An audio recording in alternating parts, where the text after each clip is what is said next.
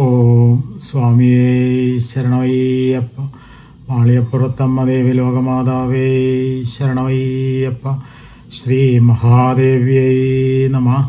ഞാൻ മാടവന പരമേശ്വരൻ നമ്പൂതിരി, മുൻ ശബരിമല മാളിയപ്പുറം മേൽശാന്തി. രാമായണ തത്വനിരൂപണത്തിൽ നമ്മൾ സുന്ദരകാന്ഡത്തിൻ്റെ അവസാന ഭാഗത്താണ് എത്തിയിട്ടുള്ളത്.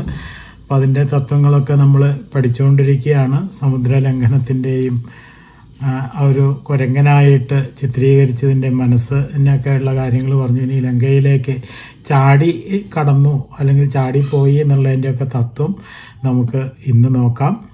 ശ്രീരാമ രാമ രാമ ശ്രീരാമ രാമ രാമ ശ്രീരാമ രാമ രാമ ശ്രീരാമചന്ദ്ര ജയ ജാനകി ജീവനസ്മരണം ജയ് ജയ് രാമ രാമ നമ പാർവതീപദേ ഹര ഹര മഹാദേവ. അപ്പോൾ കർത്തവ്യം, പ്രാപ്തവ്യം, ഭോക്തവ്യം, അങ്ങനെ 3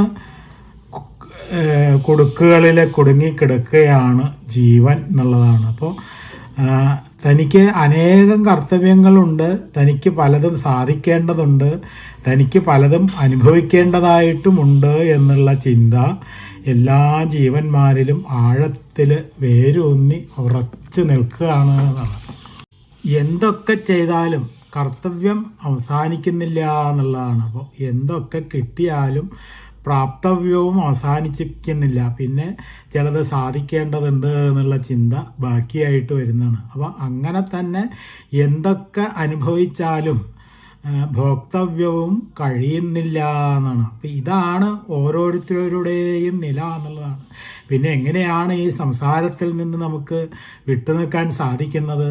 അപ്പോൾ ഈശ്വരപ്രാപ്തിക്ക് വേണ്ടി അധ്യാത്മധർമ്മങ്ങളെ അനുഷ്ഠിക്കുന്നത് കൂടിയും ചില കർത്തവ്യങ്ങളെ ബാക്കി വെച്ചുകൊണ്ടാണ് എന്നുള്ളതാണ്. അപ്പോൾ കർത്തവ്യങ്ങളും പ്രാപ്തവ്യങ്ങളുമൊക്കെ സംസാരത്തിലാണല്ലോ.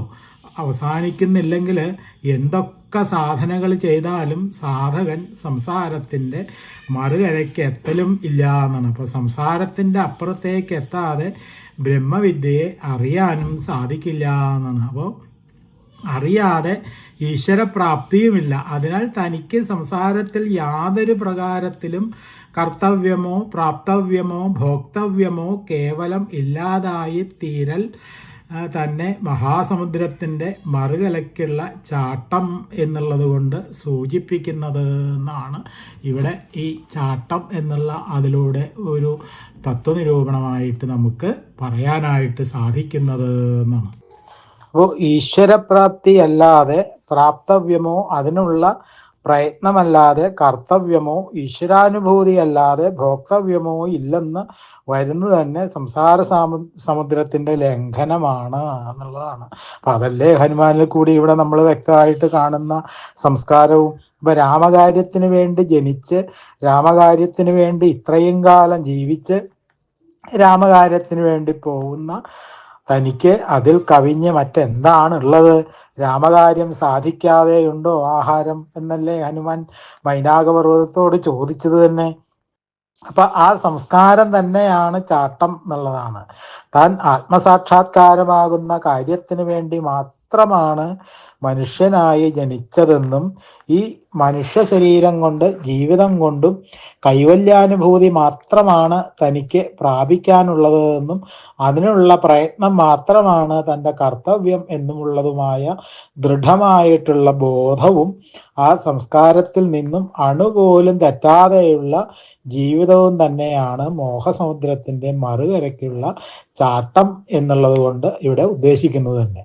അപ്പൊ അങ്ങനെ കർത്തവ്യങ്ങളെയും പ്രാപ്തവ്യങ്ങളെയും ഭോക്തവ്യങ്ങളെയും അതിക്രമിച്ച് സുകൃതി സംസാരത്തിന്റെ മറുകരയിൽ എത്തി എന്ന് പറയാം. അവൻ ബ്രഹ്മവിദ്യയാകുന്ന സീതാദേവിയെ കാണുകയും ചെയ്യും.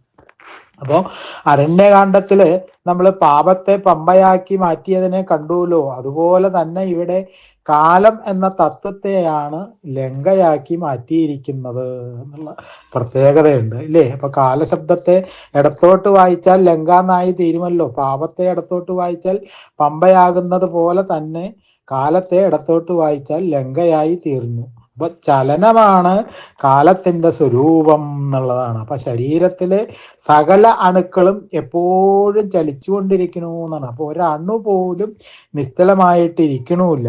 അപ്പൊ എന്നാൽ എപ്പോഴും ചലിച്ചുകൊണ്ടിരിക്കുന്നത് ശരീരത്തിലെ എല്ലാ ഘടകങ്ങളുടെയും സ്വാഭാവികമാണോ എന്ന് നോക്കുമ്പോൾ അല്ലെന്ന് നമുക്ക് കാണാനായിട്ട് സാധിക്കും. എന്താ അത്? ഒന്നിനും തന്നെത്താൻ ചലിക്കാനുള്ള ശക്തിയില്ല എന്നുള്ളതാണ്. എല്ലാം ജഡങ്ങളായതിനാൽ എപ്പോഴും നിശ്ചലങ്ങളാണ്. എന്നാൽ ഏതോ ഒരു മുഖ്യ ശക്തി തൻ്റെ വ്യാപ്തി കൊണ്ട് എല്ലാറ്റിനെയും എപ്പോഴും ചലിപ്പിച്ചുകൊണ്ടിരിക്കുകയാണ് ചെയ്യണത്, അല്ലേ? അപ്പോൾ ഒഴിവില്ലാതെ എല്ലാ സമയത്തും ആ സമ്പ്രദായം ഇവിടെ നടന്നുകൊണ്ടിരിക്കുന്നതിനാൽ ഒരു ഘടകത്തിനും എപ്പോഴും സ്വതന്ത്രമായിട്ട് ഒന്നും ചെയ്യാൻ വയ്യ എന്നുള്ളതാണ്. അപ്പോൾ എപ്പോഴും അനിഷേധ്യമായ ചലനശക്തിക്ക് വിധേയമായിക്കൊണ്ട് തന്നെയാണ് ഇരിക്കണത് എന്നുള്ളതാണ്. അപ്പൊ അങ്ങനെ എല്ലാറ്റിനെയും ചലിപ്പിച്ചുകൊണ്ടിരിക്കുന്ന ഈ കേന്ദ്രശക്തിയെ കാലമെന്നും പ്രാണനെന്നും ജീവനെന്നും പല പേരുകളൊക്കെ കൊണ്ടും അറിഞ്ഞു വരണു എന്നുള്ളതാണ്. അപ്പോൾ അതേ ശക്തി തന്നെയാണ് പ്രപഞ്ചത്തിലെ എല്ലാറ്റിനെയും എപ്പോഴും ചലിപ്പിച്ചുകൊണ്ടിരിക്കുന്നതും, അല്ലേ? അപ്പൊ ചലനം കൊണ്ടാണ് വസ്തുക്കൾക്ക് വളർച്ചയും പരിണാമവും ഉണ്ടായിക്കൊണ്ടിരിക്കുന്നത്. അപ്പോൾ ഈ ശക്തിയെ ശരീരത്തിന് പുറത്താവുമ്പോൾ കാലമെന്നും ശരീരത്തിന് അകത്താവുമ്പോൾ ജീവനെന്നും സാധാരണ നമ്മൾ പറഞ്ഞു വരാറുണ്ട് എന്ന് മാത്രം. അതിനെ തന്നെ ഭാഗികമായി പറയുമ്പോൾ പ്രാണനെന്നും പറയുന്നു. ഏതായാലും ആ കാലശക്തിയെയാണ് ഇവിടെ ലങ്കയാക്കി ചിത്രീകരിച്ചിരിക്കുന്നത് എന്നാണ്. അപ്പൊ അന്ധക്കരണത്തില് അപ്പോഴപ്പോൾ പൊന്തുകയും സ്ഥായിയായി നിലനിൽക്കുകയും ചെയ്യുന്ന സംസ്കാര വിശേഷത്തെയാണല്ലോ സത്വരജസ്തമോസുകളാകുന്ന ഗുണങ്ങൾ എന്ന് നമ്മൾ പറഞ്ഞു വരാറുള്ളത്. അന്ധക്കരണത്തിന്റെ ക്രമീകൃതമായ ചലനം കൊണ്ടാണ് ഈ ഗുണങ്ങള് അല്ലെങ്കിൽ സംസ്കാരങ്ങൾ ഉണ്ടാവുകയും വളർന്ന് വികസിക്കുകയും ചെയ്യുന്നത് എന്നാണ്. അപ്പൊ ഈ പറയപ്പെടുന്നതായിട്ടുള്ള തമസുകളാകുന്ന ഗുണങ്ങളെ തന്നെയാണ് ലങ്കയിലെ നായകന്മാരായിട്ടുള്ള രാവണ, കുംഭകർണ, വിഭീഷണന്മാരായിട്ടും ഇവിടെ ചിത്രീകരിച്ചിരിക്കുന്നത് എന്ന് നമുക്ക് മനസ്സിലാക്കാം. അപ്പോൾ രജോ ഗുണത്തെ രാവണനായിട്ടും തമോ ഗുണത്തെ കുംഭകർണനായിട്ടും സത്വഗുണത്തെ വിഭീഷണനായിട്ടും ചിത്രീകരിച്ചിരിക്കുന്നു എന്ന് മാത്രം. അപ്പോൾ ഈ ഗുണങ്ങളുടെ വികാസം ഹേതുവായിട്ട് പൊന്തിക്കൊണ്ടിരിക്കുന്ന വൃത്തികളും വികാരങ്ങളുമാണ് പറയപ്പെടുന്നതായിട്ടുള്ള നായകന്മാരുടെ കിങ്കരന്മാരും കിങ്കരികളുമായ രാക്ഷസന്മാരും രാക്ഷസ സ്ത്രീകളും എന്ന് പറയുന്നു. അവിടെയാണ് സീത മറയ്ക്കപ്പെട്ടിരിക്കുന്നത് എന്നുള്ളതാണ്. അപ്പൊ അതായത് തൻ്റെ അന്ധക്കരണത്തിൽ തന്നെയാണ് താൻ അവരച്ഛിന്ന സച്ചിദാനന്ദ ബ്രഹ്മമാണെന്ന അനുഭൂതി ജ്ഞാനം മറയപ്പെട്ടിരിക്കുന്നത് എന്നുള്ളതാണ്. അപ്പോൾ മറച്ചതാ രാവണൻ അല്ലെങ്കിൽ രജോ ഗുണവും. അപ്പോൾ തൻ്റെ ചിത്തത്തിൽ കൂടിയാണ് ഒരാൾ എല്ലാ ദുഃഖങ്ങളും അജ്ഞാനങ്ങളും അനുഭവിക്കുന്നത്. തൻ്റെ ചിത്തത്തിൽ കൂടി തന്നെയാണ് സുഖസമാധാനങ്ങളും ജ്ഞാനവും ഉണ്ടാവേണ്ടിയിരിക്കുന്നത്. അതിനാൽ ഒരു സാധകന്റെ പ്രജ്ഞ തൻ്റെ അന്ധക്കരണത്തിലാണ് സുഖത്തെയും ജ്ഞാനത്തെയും അന്വേഷിക്കേണ്ടിയിരിക്കുന്നത് എന്നുള്ള തത്വമാണ് നമുക്ക് അതിൽ നിന്ന് മനസ്സിലാക്കേണ്ടതായിട്ടുള്ളത്. അപ്പൊ അന്ധക്കരണത്തില് അന്വേഷിക്കാൻ തുടങ്ങണമെങ്കിൽ ബാഹ്യലോകത്തിൽ നിന്ന് വിട്ടുപോരുകയും വേണം, അല്ലേ? അപ്പൊ ബാഹ്യലോകത്തിൽ നിന്ന് വിട്ട് പ്രജ്ഞ ഉള്ളിൽ ഒതുങ്ങണമെങ്കിൽ പ്രപഞ്ചത്തിൽ തനിക്ക് കർത്തവ്യമോ പ്രാപ്തവ്യമോ ഭോക്തവ്യമോ ഇല്ലാതായി തീരണം. അങ്ങനെ വന്ന് ബാഹ്യലോകത്തിൽ നിന്ന് പ്രജ്ഞ ഉള്ളിലേക്ക് വലിയൽ തന്നെയാണ് ഈ സമുദ്രലംഘനം. അപ്പോൾ ചഞ്ചലമായ അന്ധക്കരണം തന്നെയാണ് ലങ്ക, അല്ലേ? അവിടേക്ക് കടക്കുമ്പോൾ ആഗ്രഹം തടയും. അതായത് ബാഹ്യലോകത്തിലെ ഏതെങ്കിലും അനുഭവങ്ങളുടെ ഓർമ്മ പൊന്തി വന്നു എന്ന് വരാമെന്ന് ചുരുക്കം. അപ്പൊ അത് തന്നെയാണ് ഹനുമാനെ തടഞ്ഞു വെച്ച ലങ്കാലക്ഷ്മിയായിട്ട് ഇവിടെ നമ്മൾ അനുസ്മരിക്കണേത്. അപ്പൊ അങ്ങനെയുള്ള ആഗ്രഹങ്ങളെയും ഓർമ്മകളെയും പൗരുഷം കൊണ്ട് അകറ്റണം എന്നാണ് പറയണേ. ഹനുമാൻ ലങ്കാലക്ഷ്മിയെ ചെകിട്ടത്തടിക്കുകയാണല്ലോ ചെയ്തത്. സത്വരജസ്തമസുകളാകുന്ന 3 സംസ്കാരങ്ങളുടെ വികാസത്തിൽ പൊന്തിക്കൊണ്ടിരിക്കുന്ന ആയിരം സങ്കല്പങ്ങളെ കൊണ്ടും അതേപോലെ നാമരൂപങ്ങളെ കൊണ്ടും കലങ്ങി മറിഞ്ഞ് ആവിലമായിരിക്കുന്ന ഈ അന്ധക്കരണത്തില് എത്ര തന്നെ അന്വേഷിച്ചാലും സത്യം ഏതാണ് എന്ന് തിരിച്ചറിയാനായിട്ട് വളരെ വിഷമാണെന്നാ പറയണേ. അപ്പൊ നോക്കുന്നതെല്ലാം സങ്കല്പങ്ങളായിട്ട് തോന്നും. അപ്പൊ സങ്കല്പങ്ങളെല്ലാം അസത്യങ്ങളുമാണ്. അതാണ് ഈ ഹനുമാന്റെ സീതാന്വേഷണം തന്നെ. അപ്പോൾ വളരെ തിരഞ്ഞു നോക്കി മാരുതി നമ്മൾ കഥയിൽ പറഞ്ഞുല്ലോ. പക്ഷെ കാണുന്നതൊക്കെ രാക്ഷസന്മാരെയും രാക്ഷസികളെയുമാണ്. അവസാനം പിതാവായ വായുദേവനാണ് ഹനുമാന് സീതാദേവി ഇരിക്കുന്ന സ്ഥലം നിർദ്ദേശിച്ചു കൊടുത്തത് എന്ന് കഥാഭാഗത്തിൽ നമ്മൾ അനുസ്മരിക്കുകയുണ്ടായി. അപ്പൊ അതുപോലെ സങ്കല്പങ്ങളെ കൊണ്ടും നാമരൂപങ്ങളെ കൊണ്ടും കലങ്ങി മറിഞ്ഞ അന്ധക്കരണത്തില് ഏതിനെ നോക്കിയാലും അസത്യമാണെന്ന് കാണാം അല്ലേ? എത്ര തിരഞ്ഞാലും അസത്യത്തെ അല്ലാതെ സത്യത്തെ കണ്ടുകിട്ടാൻ വിഷമവുമാണ്.